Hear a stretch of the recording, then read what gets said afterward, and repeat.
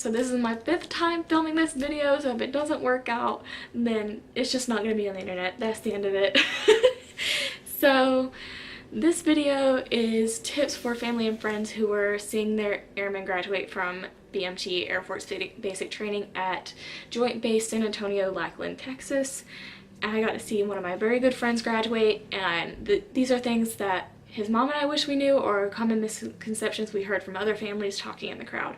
So, going into it, I have these notes. So if I'm looking down, that's what I'm looking at. My first one is to have your ID and your pass ready. Your airman, where's mine? Your airman is going to send you a pass. It's going to look something like that.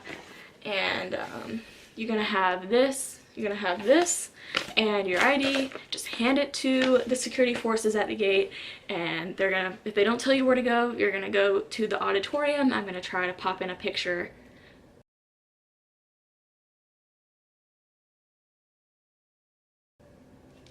Okay, so that's where you're gonna go, and you go to the auditorium, and you're gonna look at the monitors that are outside of the auditorium, and these monitors are gonna tell you where you need to sit for the coining ceremony, graduation, and things like that. It's gonna look something, I'll pop in a picture.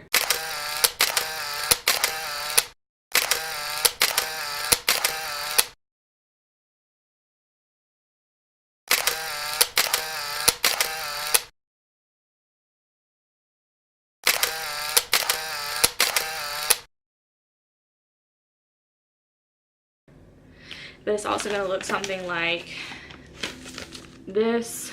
This is for the coining ceremony. This is for graduation, and it goes by your airman's flight. So when you are outside of the auditorium, you need to look for your airman's training squadron, flight number, and their mascot.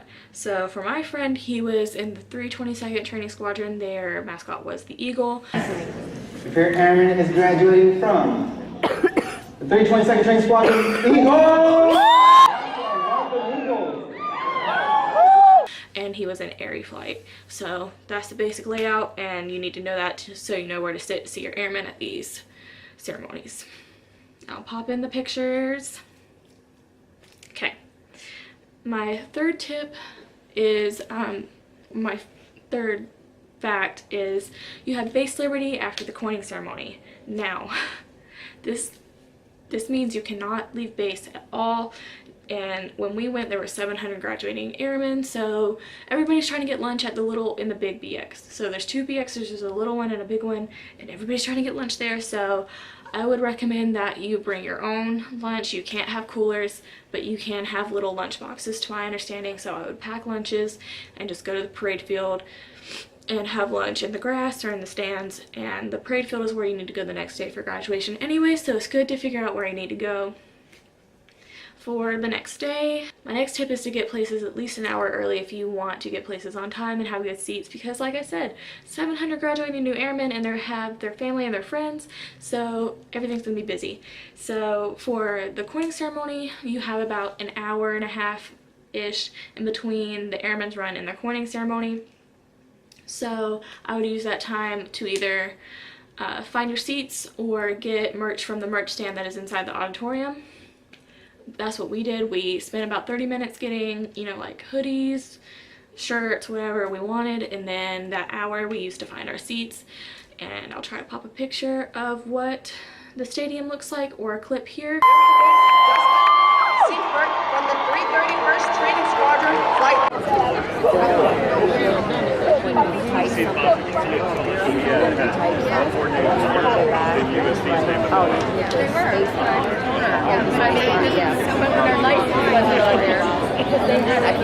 So you can get a general idea, and I'll try to do that for the airmen's run too, just so you know what to expect. First flight you see from the 322nd Training Squadron flight.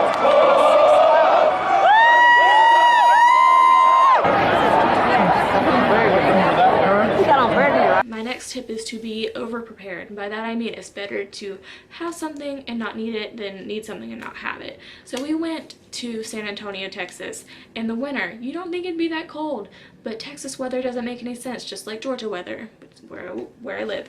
So we needed more long sleeves and blankets, which we didn't have. So if you go in the winter, definitely bring blankets, scarves, hats, extra jackets. And any time of the year if you go, I'd bring lots of umbrellas because it's very unpredictable weather. Even if it says it's not gonna rain, it's probably gonna rain. And it might even snow if you go in the winter. My friend said it did snow a couple times while he was there. So umbrellas. My next tip is airmen cannot drive, drink, or smoke, whether they are on base, liberty, or town pass. And this goes in with another tip is it's better to be safe than sorry. Don't risk it. Don't do something you know you're not supposed to do because you probably will get caught, and even if you don't, it's not worth the risk. So just listen to what your MTIs tell you or what your airmen's MTIs tell them, and just don't risk it. I know you want to buy them a drink because they've been gone for 8.5 weeks. They've been gone for 2 months and you want to buy them a drink. Celebratory. It's not worth it. Don't do it. My next tip is coming from my friend. He said the yearbook isn't worth the money, but the DVD is. So it's up to your discretion or your airman's discretion if they want to spend their money on the package and get the yearbook and the DVD. I would just recommend getting the DVD. The yearbook is full of, I looked at it, the yearbook is full of a lot of old stock photos from previous years, and there's not really a lot just pertaining to the BMT situation that your airman was in. It's not more personalized than the DVD, but is up to date because it is when your airman went. My next tip is to not buy things at kiosks. So in the big BX there are kiosks where the food is. I wouldn't recommend getting stuff from there because it is 3 times, if not more expensive than if you were to just walk the 10 extra steps and go into the BX. So if you want, you know, like hats, shirts, pins, whatever, just go into the BX. Don't get it at the kiosks. They're overpriced.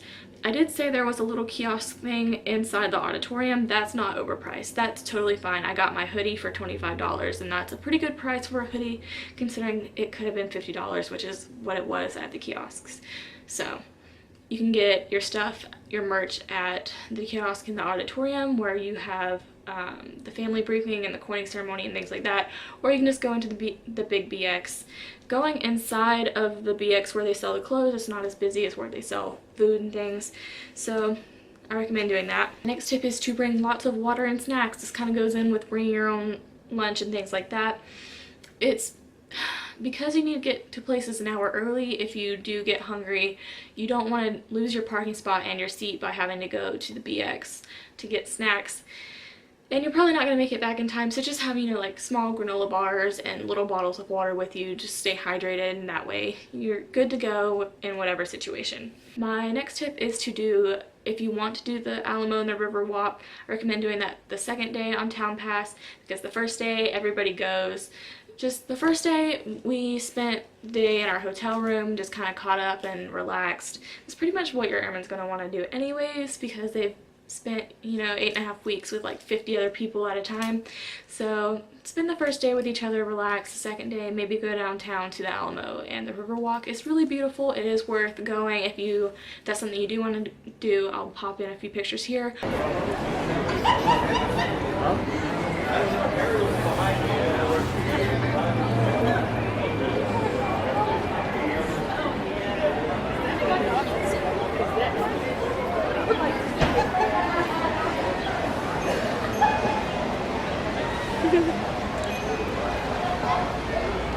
You know those tucks are just like, this gym war is cool.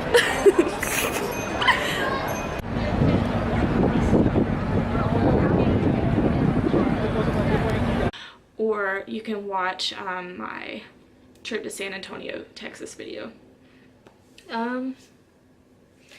My next 2 tips actually go hand in hand.